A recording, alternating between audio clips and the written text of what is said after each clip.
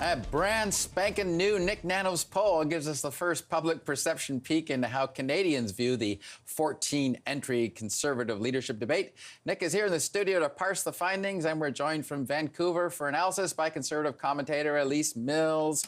Spanking might be the word here for a few of them, Nik. Let's quickly get to the winners on this. Tell us who's surprising you in this race. Kevin O'Leary on top. Well, you know, we asked Canadians in the poll that we did for CTV News, we asked Canadians which of the 14 candidates for the Conservative Party leadership was the most appealing to them.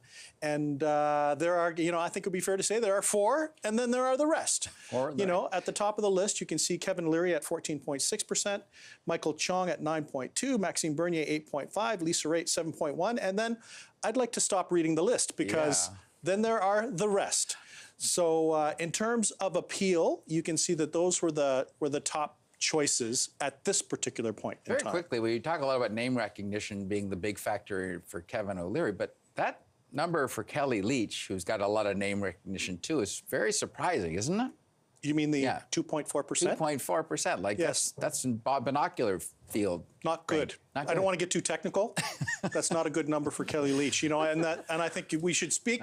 There's a difference between being in the news and driving positive definition. And I think everyone knows that Kelly Leitch has been in the news. Yeah. But this poll suggests that her appeal does not correspond with her profile. You know, Elise, I want to get your thoughts. You're pretty plugged into the Conservative machinery on all these candidates. Are you surprised that O'Leary's leapt into such a big lead and that Kelly Leitch seems to be fading in the final stretch here? No, I think that it's actually a positive for me because I think that what we're talking about is a lack of authenticity. And I don't think it's just Conservative voters or Liberal voters. I think the general public in North America or the Western world can smell lack of authenticity. And you know, Kelly Leitch provided a huge U-turn in who she was before the leadership campaign and thought that she could ride emulating what she thought were the key components to a U.S. Republican race. And she took, not just from Donald Trump, she took a smattering from other people as well, and she took a smattering from the Republican Party itself and thought she could translate it here. But when push came to shove, she really became a single-issue candidate. And as Nik said, you know, she drove a lot of media, but she drove it negatively. And I think that's resonating with Canadians. I never thought she was going to be a candidate that Canadians would get behind. Yeah, quickly on this one as well, Elise, I'll stick with you on this because, you know, Conservative mentality. Do you think this poll parallels, because this is of all Canadians, does this kind of reflect where the Conservative Party is as well? Well, no offense to Nik, but no. I think that there's a lot of other factors that go in. Yeah, and I'm glad that you do. But I think there's a lot of other factors that are happening. And I think what some of the candidates are completely missing out is that conversation with average Conservatives and what their feelings were after the 2015 campaign, what they feel must be done now.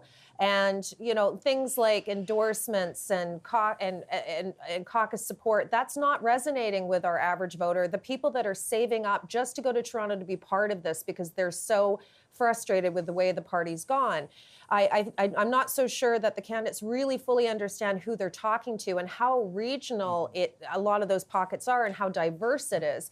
But, you know, it's like I said, it's very, very different. Even the way that they look at bilingualism, I know that was a question that Nik put to Canadians as well. Yeah. I'm not so sure it's even that straightforward with Canadians.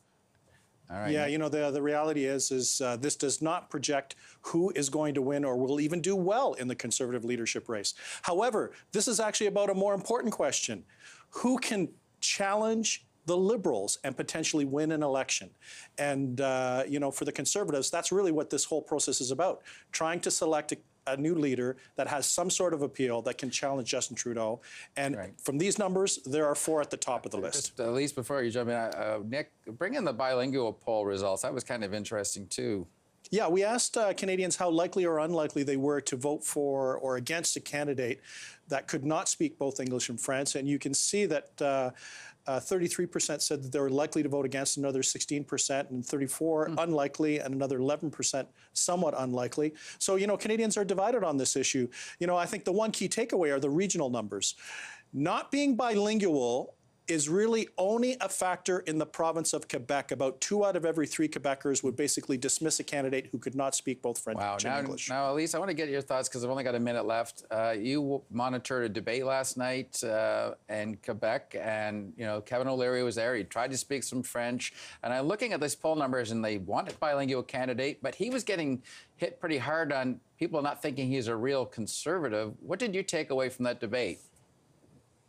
Well, first of all, I mean, bilingualism, that's a great topic talking about last night. First of all, it was a much bigger crowd there than I originally suspected it would be. And I'm not sure if that was because Kevin O'Leary was there or where there's, a sudden huge interest in that type of leadership debate, keeping in mind it was the riding that put that on.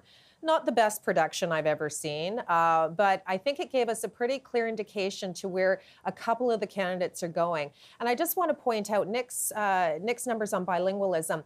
It's whether they're fluent in English or French. I think Canadians and Conservatives mirror each other on proficiency. Can you communicate at a reasonable level in either official language? So I think for Kevin O'Leary, I think that's why we're still seeing the numbers in Nik's poll that we are, and with other candidates as well. But the takeaway from last night was that Erin O'Toole was going to get tough and define what conservatism was. Same with Lisa Raitt, Kelly Leitch. I don't think it worked out that well for them. I think one of the defining moments was Kevin O'Leary standing up, grabbing the mic and saying, look, we're not going to get into the social conservative policies that have hamstrung us in the past. You can keep your personal opinions, but where we're going is that we're talking about freedoms and liberties, and we're going to focus in on the economy and fiscal issues that Canadians are concerned about. And Nik's right.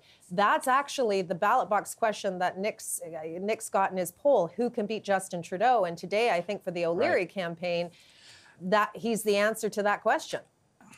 All right.